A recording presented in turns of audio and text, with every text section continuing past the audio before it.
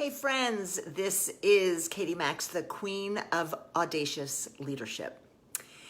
So today is day 15, 15 of my 365-day Facebook Live challenge, so welcome. Today I wanted to share with you some distinctions. You've heard me talk about the patriarchal world culture, living in the patriarchy, how it's affected us. But I haven't really given the distinctions between the patriarchy, which are, all of our systems are embedded in the patriarchy, right? I mean, every system we have is embedded in the patriarchy. And the divine feminine has not ever really been welcomed, right? We've been made wrong, the energy, the divine feminine. And men and women, by the way, carry masculine and feminine energy. And I would just venture to say that most of us, because we grew up in this culture, have really been in the patriarchy, all of us. So I want to be really clear that this isn't about bashing men. It's really about our systems and how insidious they are and how they affect how we live our lives. And all of us with, divine feminine energy, like having that shut down, causes a lot of problems, a lot of pain. So today I want to go over the distinctions about, what are like the behavioral characteristics of the patriarchy and the behavioral characteristics of the divine feminine, because I think that'll really help clarify some things. So, oh my goddess, Vivian Love, I love you so much. I am so happy you're here. Welcome. What a treat to see you and have you here. Oh, so good. So I am going to move forward with the patriarchal model and then the divine feminine model, and I'm going to toggle back and forth. So I'm going to start with the patriarchal and then go to the feminine and go back to the patriarchal. So in the patriarchy, nose to the grindstone, work harder, faster, better. Divine feminine, prioritize pleasure, collaboration, and joy. Suck it up and shut up. Be vulnerable. I want to say something about vulnerability. Vulnerability is really fucking magical, right? It's like surrendering to just being real. That's how I see vulnerability. Some people perceive vulnerability as like, being in danger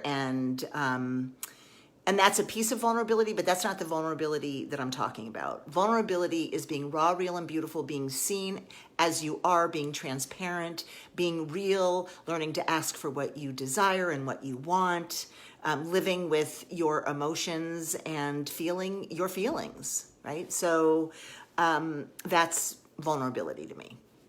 Okay, now I'll toggle back. Single pointed focus and goal. Multitasking, perceiving complexity. No pain, no gain. Growth through nurturing. Entitled and ego-driven. Receive and surrender. Profit is the goal. Connection is the goal. Use only logical thinking, data, and rationale. Tap into intuition, empathy, and creativity. Be practical. Be expressive and empathetic. Go it alone. Step on anyone or anything to get to the top. Nurture relationships. Be collaborative. Seek and consensus. Seek individual achievement. Seek community, sisterhood, and brotherhood. Concerned with individual gains, not for the good of the whole, recognizes the interconnectedness of everything. Focused and linear. Plugs into sacred power And sacred power really lives in our body, right? It lives in our ability to express ourselves. Again, to be vulnerable, to be real. And last but not least, don't feel. Engage emotionally. So those are really the distinctions of how we have lived over in the patriarchal model. And I want to invite you into welcoming the divine feminine into your reality. I just have to tell you that after my entire life of living in the patriarchal model and being so gifted at it, really, just the drive, the pushing, the more, the harder, the faster, the better, performance-oriented, I lost touch with myself. I lost touch with my body and all of my body's wisdom. I lost touch with my intuition. I didn't feel safe being vulnerable and expressing my truth and my voice. You know, it's so funny. I grew up in a family where we discussed things that we were told out in the real world, like not to discuss. And to this day, they're still my favorite things to talk about. But I've been told, oh, no, you don't do that. It's too controversial. You're going to upset people. So I love to talk about politics, sex, drugs, rock and roll, whatever it is that our society says no, right? Be moral. Well, I want to say being moral is being real, finding out who you really are and what your desires are, and to stop holding yourself back so you can fit into these models that aren't even yours. So I just know my mission in life, and I've said this over and over in my Facebook Lives, which is I'm a liberator. I have been on the path of self-liberation my whole life.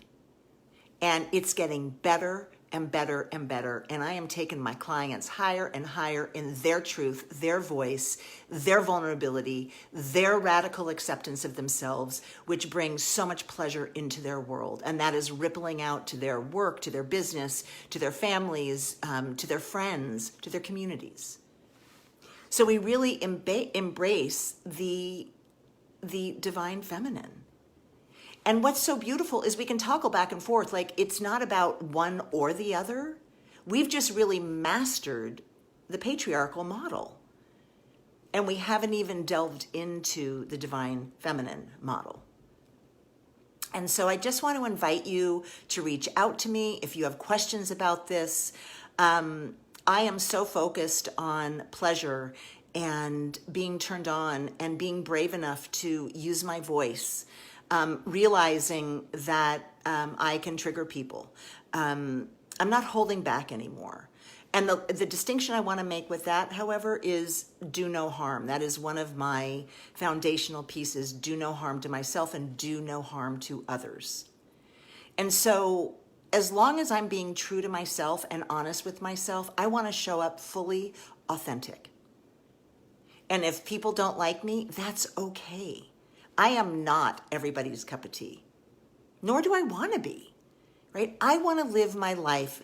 I want to live my life inspired and turned on and steeped in pleasure so that I can bring other people with me on this journey, because I am so heartbroken at how people settle for their misery, how people settle for their suffering, how people settle for beliefs that they developed when they were really young that no longer work for them.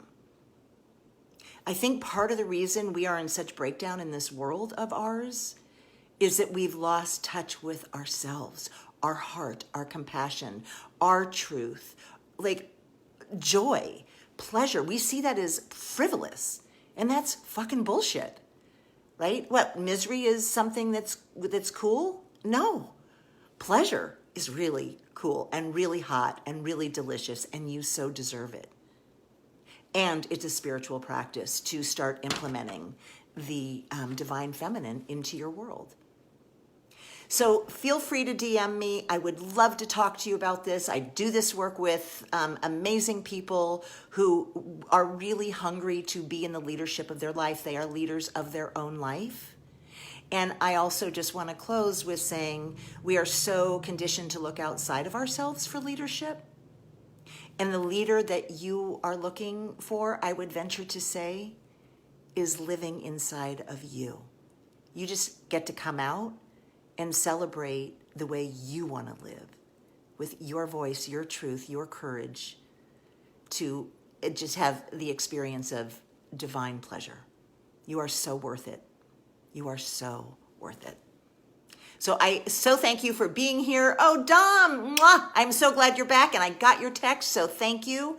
And be good to yourselves.